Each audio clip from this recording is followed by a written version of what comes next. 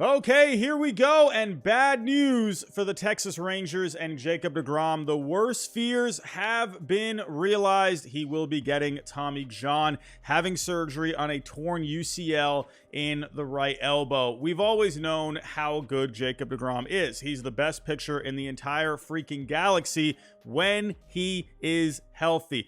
The big word with Jacob deGrom every single year is if, and more ifs. If he is healthy, you know how good this guy is going to be. And I don't blame the Texas Rangers at all for signing this guy to a 5-year, $185 million deal, because you know if he is going to pitch, he's just going to absolutely dominate for you. He's just that good. But you always know what's going to happen with the health. It's always going to be a risk. So the Texas Rangers here have themselves quite the problem. And one thing with Jacob deGrom that I do want to mention is he has an option for 2028. When he signed the deal, they added a conditional option that would trigger if he got Tommy John. So let's look at the conditional option here.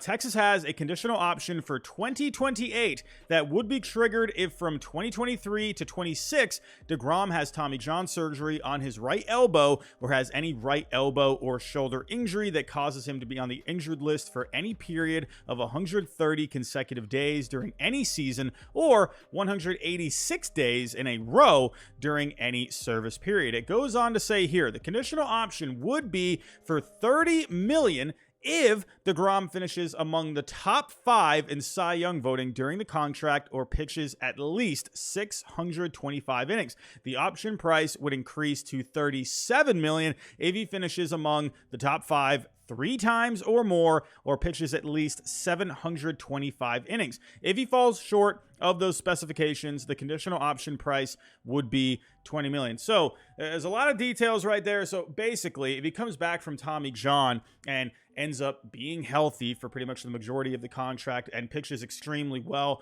if he is healthy, Jacob deGrom will always be in Cy Young contention. So basically, he has to come back from Tommy John and just simply log the innings, and the better he pitches, the more money he will earn. But as of right now, as we speak, that option has been triggered, and it is only worth $20 million as of right now. So only time will tell what will happen here for Jacob deGrom and the Texas Rangers. But again, it is a big blow for the Texas Rangers. I mean, if we go take a look here at the current state of the team, honestly, even without deGrom, they have been playing extremely well. They're in first place right now, 39-20 on the year, ahead of the Houston Astros as of right now. I think people were thinking with the Houston Astros, this was going to be another very good team this year. And the Astros are a good team this year, but the Rangers have gotten off to just this incredible start. I mean, they're playing great baseball as of late, 8-2 in their last 10. They're on a 4-game winning streak as I'm recording this video. They've been extremely fun to watch. The run differential is off the charts. They're scoring runs left and right. But we're talking about pitching here with the Texas Rangers, and they've had themselves a good rotation. Nathan Eovaldi has turned into one of the best pitchers in baseball this year. My goodness, why can't the Red Sox have a guy like Nathan Eovaldi? And then you've had a pretty decent rotation behind him as well. You got Martin Perez, Dane Dunning, John Gray has been stepping up a lot lately, and then you got Andrew Heaney. So with the Texas Rangers, if we go take a look here at how they've been doing with the starting pitching, again, Nathan Eovaldi this year has just been absolutely incredible. But if we take a look at the starting pitching rankings as of right now, they are 4th in Fangraph WAR. The rotation is averaging a 3.13 ERA, a 3.69 FIP, a 4.04 xFIP. Yes, these do include some of the numbers with Jacob deGrom so far, but the majority of it is the 5 guys that we just read off. But with the Rangers, where they are in the standings right now, they're looking really good. And it doesn't seem like they're slowing down anytime soon. Imagine if they got deGrom back. Oh, man, that would have been just really scary. But when I'm looking at this rotation, and I'm looking at a playoff rotation, I'm not feeling great about this rotation. I think it could be fine for the rest of the year. But you got to remember here, Eovaldi is a guy who's had some concerns with his health in the past. Andrew Heaney last year. Both those guys were having problems last year. So to me, in my opinion, I think the Rangers need to go out and make a move. I think they need to add some depth, especially for the second half of the season. You got to remember, we're in June right now. it's a long season. You got the second half of the season after the All-Star break. They're, I think, going to have to add some more depth to this rotation. And I think you need to add a piece to where if you get into the playoffs, if you're, whether or not you're in as a wild card or you're winning the division and you're getting to the division round, I think you need to have a little bit more than this. I like Evaldi if he's healthy in a playoff game. I do like that. I would be okay, with having Perez and Gray, Heaney and Dunning, but I need a guy that I'm going to trust going into a game 2 or 3 situation.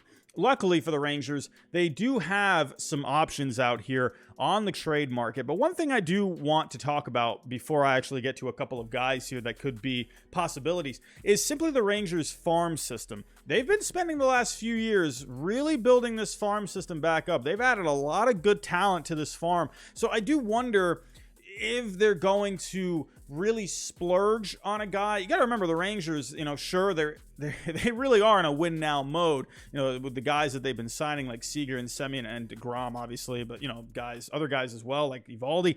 But I wonder if they're going to really just break up the farm system and give up really good pieces to try and really go for it this year. Because I think the Rangers, they want to put themselves in. Obviously, they want to be in a competitive window now, but they want to also look to the future as well. So I do wonder if they're going to give up guys like an Evan Carter or an Owen White or even like a Cunha, like Leiter. I don't know, and Brock Porter, who they just drafted recently. I wonder if they really want to give up some of these guys to go make a splash. My guess would probably be no. I think they would like to go add a guy that could help them in the rotation, but I don't think they're going to go for broke. So we do have some options. Let's say they do go the go for broke route. A guy that really just jumps off the page is Shane Bieber. He's one of the better pitchers in the game over the last few years. 12 starts this year for the Guardians, who right now are 5 games under 500, and they're 3.5 back in the AL Central. So where are the Guardians going to be closer to the deadline? I'm not quite sure, but if they're still in the same position, I could see them trading Shane Bieber. There have been rumors that that some general managers out there think the Guardians will trade him. So we'll just have to wait and see what ends up happening. I do think it's just going to come down to where they're at in the standings. But with Bieber, 12 starts, 75 innings, a 3.72 ERA. The FIP is a little higher at 4.14. With Bieber, the one thing that concerns me a little bit is the strikeouts have gone down over the last few years. He had 12 strikeouts per 9 in 2021. That dropped to right around 9 strikeouts per 9 last year, and he's just below 6.5 this year. And the walks, they've gone up about a full walk per 9 since last year. So it's very interesting. He's kind of been relying more on the balls in play, but he's not really showing that great stuff that we've seen in the last couple of years, especially the strikeout stuff. So that is one thing to keep in mind with him, but I do think Shane Bieber is still a very good starting pitcher that I think any team would love to have in their rotation. So with Shane Bieber, it's going to cost you quite a bit. A lot of things come into play. He's under control for next year. He has the track record. He's been generally very a healthy pitcher in the league, so he's going to get the innings. So as of right now, he's got a value right around $45 million. So I put together a trade. And again, these trades that I'm suggesting, they're not the end-all, be-all here on baseball trade values. I think it's an incredible resource. I think it is the best baseball trade simulator out there. So the players that I have listed here, it is not the end-all, be-all. I really just like to show the values. And remember, with values, you could go... you have a low end of a value, and you also have a high end of a value. So like Carter, for instance, he could go as low as 44.5 all the way up to, right around 67 million. So you have a range. So because teams have different philosophies, how they like to do the trades. Maybe they value a player higher. So that's why you have a range. Of course, you see these median values, but there's always a range. It's never going to be perfect here. But the players that I did list out were Acuna, Foscue, Gutierrez, and Zavala. I mean, these are all guys that are very high in their system. So Acuna is number 3. We got Zavala at number 8. We got Gutierrez at 10 and Foscue at 6. So you would have to give up a pretty good chunk of your top 10. In this scenario, you're not giving up Carter or White. You wouldn't be giving up Leiter, who is, your first round draft pick from a couple of years ago. Brock Porter was a guy They got a really good deal on Brock Porter. He fell to them in the draft, but this is a really good pitcher. So in this scenario, you would be having to give up a pretty good chunk of change here in terms of prospect value. So, could you switch guys out? Absolutely you could. Could they maybe work something out? Maybe you could put in like a younger major league player possibly. I don't know. But I could possibly see something like this if the Guardians were to look just for prospects. Like I said, you could mix in maybe some major league talent somewhere in here. I would imagine the Guardians would like to get something major league ready. But just to show you the values, this is kind of what it would take as of right now to get Shane Bieber. A guy that I think could be a little bit more realistic is a Lucas Giolito, who's having a pretty decent bounce back season. Wasn't amazing last year with the White Sox, but he's looking better this year. He's a free agent after this year, final year of arbitration. So far, 12 starts, ERA at a 4.08, the FIP at a 4.45. Not amazing numbers by any means, but that could be a solid guy to add for depth in the rotation. Lucas Giolito, this is a guy where he had a really solid first month of the season. May, his FIP has gone up to a 5.15 for the month of May, so a little concerned about that, but the strikeouts are looking pretty good. The walks have gone up a little bit, so maybe he's just having, some command issues lately, so just have to see if he can kind of get himself back on track in the month of June. But I definitely think Lucas Giolito could be a pretty decent possibility for the Texas Rangers. If we go take a look at a trade here, he would cost a lot less, but again, because he is in that final year, the last couple of years haven't been amazing for Giolito, so the value isn't going to be as high as someone like Shane Bieber. So in this trade, I have Bratt and I have Gutierrez as well. So if we go take a look at where they rank, so Gutierrez is the number 10, and then Bratt is a left-handed pitcher at number 16 on MLB Pipeline. So I wonder if maybe this fits more into what the Rangers would like, because they're not having to give up prospects that they've really been trying to gather over the last few years. So you wouldn't be breaking the bank in this situation, but you're still getting a pretty decent arm into Lucas Giolito, to where it's kind of like a happy medium is what I would say. But then you got some other options here, like Alex Cobb and the Giants. The Giants are kind of floating around in contention right now, but he's having himself a pretty decent season. He has a club option for next year, so I wonder if the Giants would be really interested in trading for him. I don't know.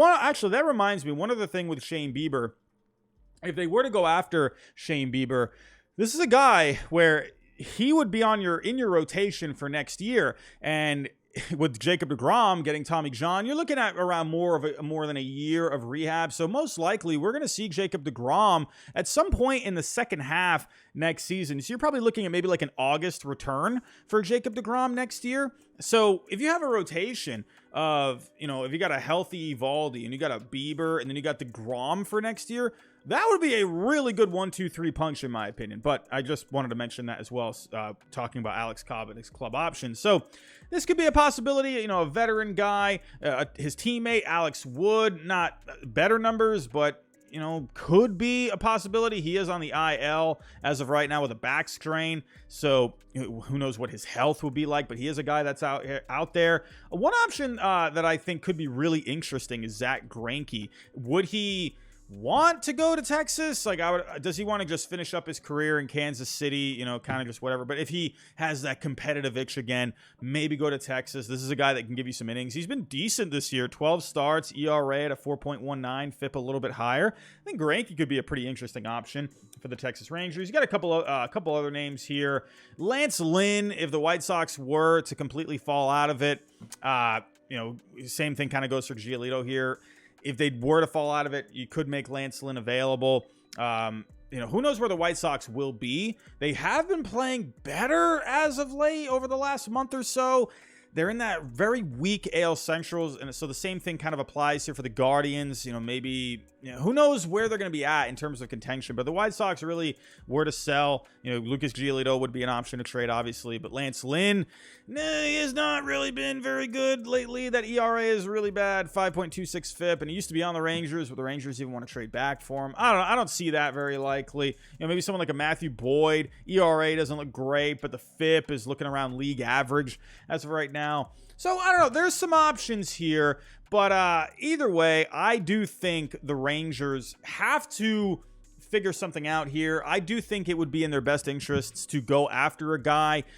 If you really wanted to splurge, Shane Bieber would be the guy. In my opinion, the happy medium option would be Lucas Giolito, but I do think you're going to have to make a move because this is a good Rangers team this year. I think you need to really stock up. You need to buy, because if that team makes the playoffs, I would not want to go up against that offense. I'm just saying. But Rangers fans, baseball fans, let me know what you think of the Jacob deGrom news. I think a lot of us probably saw this one coming. I was hopeful that he would be good to go. This is his second Tommy John, so it's very unfortunate for Jacob deGrom. But let me know your thoughts on everything. What do you think about deGrom's health? What do you think about just the Rangers signing him in the first place? Do you think this is a bad signing? Do you think this is going to be okay in the end? He's going to come back and be healthy and pitch well. What do you think the Rangers should do? Let me know what you think in the comments. What kind of trades do you think they should make? Let me know everything down below in the comments. But that's all I have for right now, everyone. Thanks for watching, and I'll talk to you next time.